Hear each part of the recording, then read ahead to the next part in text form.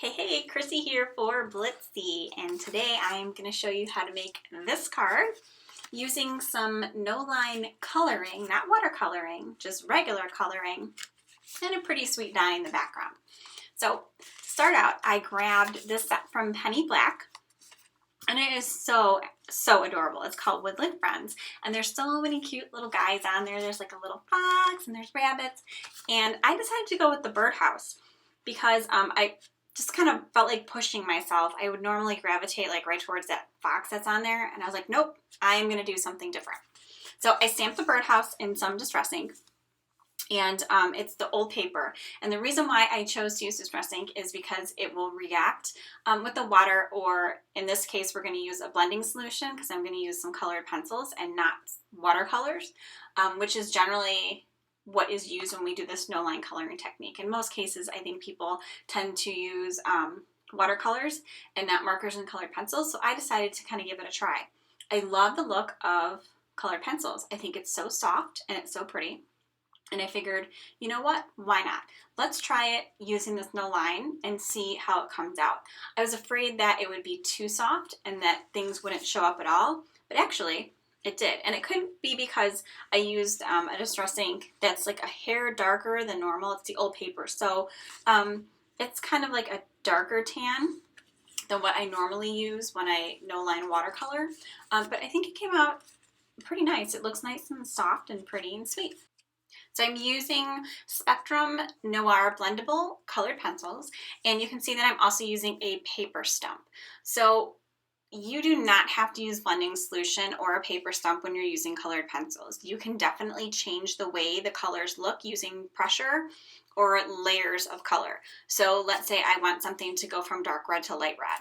I can apply more pressure to have it dark and then gently go medium to light by using less pressure, or I can just keep doing it light over and over again, and then the areas I want it to dark, just keep adding more color, adding more color, adding more color. Similar to alcohol markers, if you're familiar with that.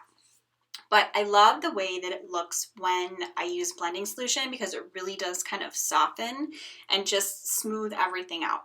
So that's why I decided to use this technique. So you can see I go ahead, and what I do is I actually start with the dark colors, and I decided that my light source would be towards the top. So I'm adding all of the color basically towards the bottom of each image.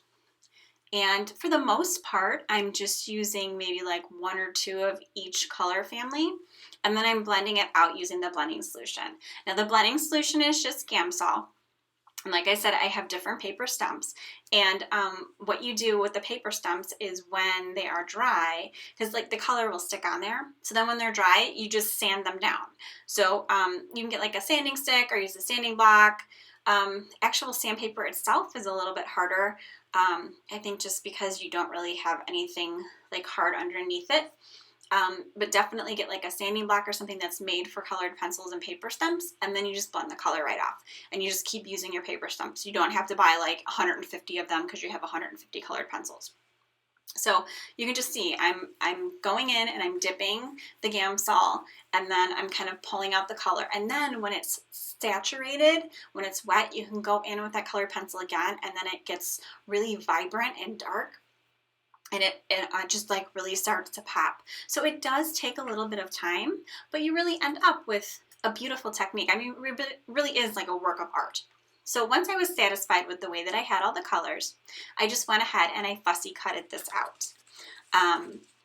I kind of like fussy cutting. I don't know, like it's kind of relaxing. I know it looks like I'm going really fast in this because I sped it up, but it actually took me a little while. But I like doing it, and I realized too, by the way, that I colored in a few extra items that I was going to cut out. Whatever, I could use to practice, why not, right? It doesn't matter. So I just left a little bit of white space around the edges. I could have cut right towards the end, but I didn't want to. I kind of wanted to leave all that, a little bit of white space, like it looks like it was cut out by a die, even though I don't have a coordinating die for this.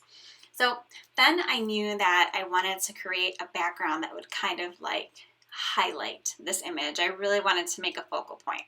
So I grabbed my card panel, and I should mention that my card panel is 5 high by 3 3/4 wide. So I just stuck that down, and I'm using the Ken Oliver Best Ever Crafts Mat, and I'm using the Ken Oliver Best Ever Crafts Mat. So I held it down with washi tape, and then I grabbed this stencil and I also put that on top of it as well with washi tape.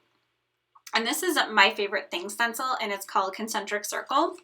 I think it's pretty spiffy.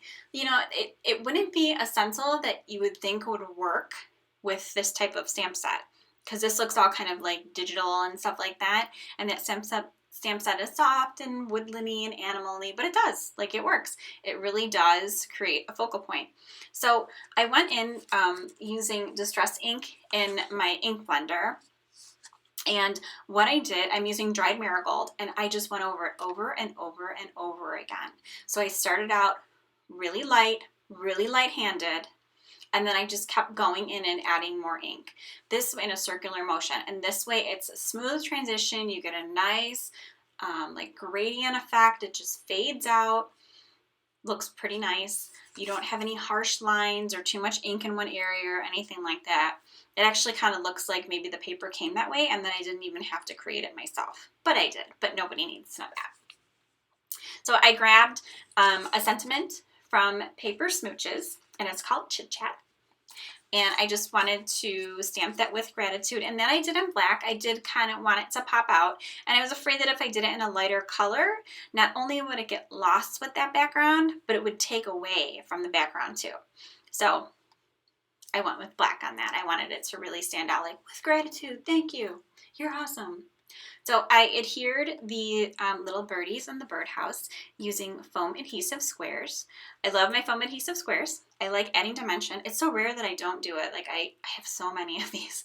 Like, when I order them, I order a ton at once. And I should mention Blitsy always has foam adhesive squares in stock, and they do have the best prices that I have found compared to other places. So go for it. But I put a lot on. I don't like it when my foam kind of like buckles in the middle or on the sides, so I probably use more than the average person. But, you know, like I said, hey, they're a pretty good price. I can afford to, you know, order 10 packs at a time. It's no biggie. So I just went ahead and I put it in the center of that stencil because, like I said, I really wanted it to be the focal point. That's why I used that stencil. I really wanted to highlight those cute little birdies. And then I felt like I needed some sequins. So I grabbed my sequins, and this is it's Craft Medley, and it's the black and white classic set. So just like how it sounds, you have black sequins and white sequins, and all different like finishes. Like, some are sparkly, some are iridescent, some are glossy, some are matte. These are the iridescent ones, and I use these quite a bit. This is kind of, these have become like my go-to sequins because they reflect kind of like the color that's on the card. So if I have a lot of orange, suddenly the sequins look orange. And if I have a lot of pink, the sequins look pink. So what I do is I just put some glue on a scrap piece of paper, and then I grab my tweezers and I just dip them in the glue and kind of like brush it off on that scrap piece of paper. You can see I'm kind of dragging it, and then I go ahead and I put them on the card. You can use all kinds of things. I just happen to be out of my Ranger Multi-Matte Medium. That's usually what I use. But this is clear glue, and it does dry clear as well. And here you can see, I wanted to show you the sequins because they're pretty awesome. But, you know, whatever, there's tons of options for sequins to adhere them. So that's just what I use. So then lastly, I wanted to add just a little bit of sparkle to those cute little birdies. So I grabbed my Spectrum Noir sparkle pens, and this is the crystal clear one. And it's like a nice brush. It adds a ton of sparkle to things. So I added it to the birds, and I added it to those two little flowers, and you can kind of see the sparkle there. Even before it's dry, it's sparkly. So don't forget to check out Blitsy's blog, blitsy.com. There's sales all the time. Every day there's daily deals. So thanks so much for stopping by. Happy crafting!